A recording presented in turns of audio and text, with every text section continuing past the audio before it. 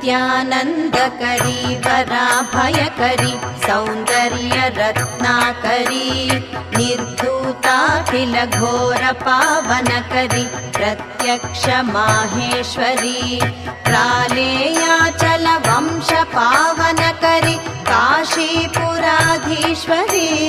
भिक्षां देहि कृपावलम्बनकरी मातान्नपूर्णेश्वरी नानारत्नविचित्रभूषणकरी हेमाम्बराडम्बरी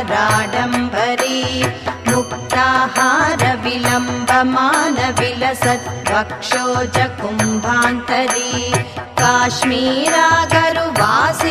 रुचिकरी काशीपुराधीश्वरी भिक्षां देहि कृपावलम्बनकरी मातान्नपूर्णेश्वरी।